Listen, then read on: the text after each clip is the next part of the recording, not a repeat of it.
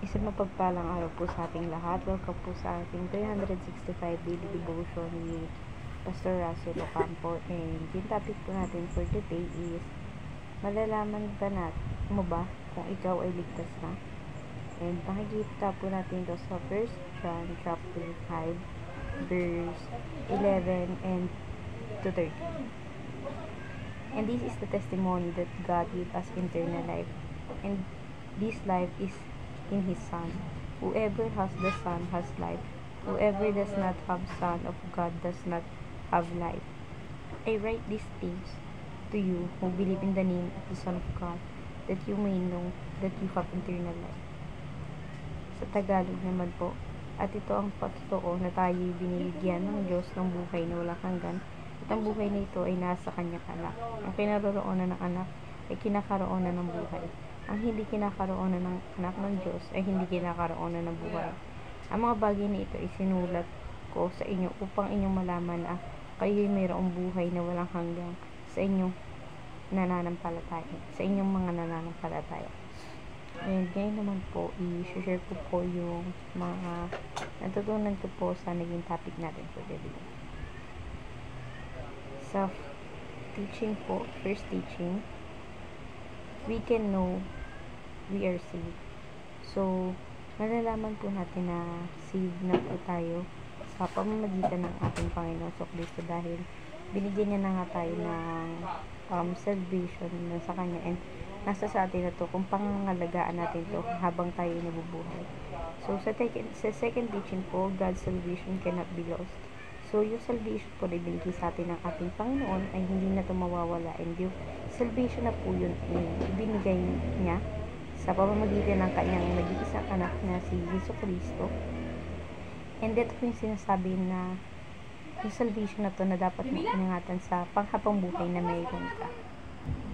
So, sa third teaching po, the Spirit is the guarantee of our salvation. So, yung banal na espiritu na mayroon tayo sa ating buhay, sila yung mga nagpapanatili ng salvation na ibinigay sa atin ng Panginoon sa Kristo. And sa pamamagitan ng banal na espiritu na yun, tinuturuan niya tayo or ginagay niya tayo sa mga mabubuting pamumuhay, and inilalagay sa kasamaan. And may tatlong binigay po dito si Pastor Russell na assurance of salvation. Yung first po, it takes away our fear of death.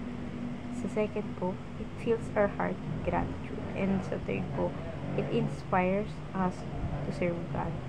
So sa first po, yung pag may salvation, pag may assurance na po tayo ng salvation, inilalayo na po tayo nito sa katakutan na tayo mamatay.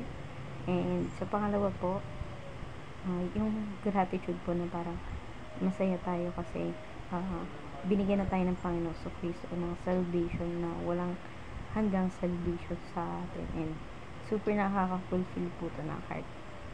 And sa third po, yung nakaka-inspire na po na kung may salvation na po tayo sa ating buhay, mas naka-inspired po tayo na mag-serve sa ating Panginoon. And dito naman po sa application, first application po, do not be afraid of suffering or death. Huwag tayong matakot dito sa kamatayan or sa darating na kamatayan, dahil kung alam mong iligtas ka na sa pamamagitan natin Panginoon sa Kristo, hindi mo na kailangan pang maligtas, dahil may ibang tao na gusto nang mamatay, or yung iba na pinipiling na lang mamatay dahil alam nila na mas madadagdagan pa yung mga kasalanan ginagawa nila habang sila yung nabubuhay. So, sa second application naman po, develop a thankful and worship heart.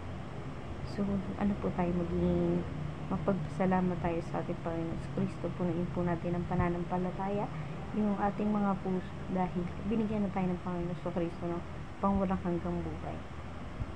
And sa third application naman po, serve God by leading your network to Christ.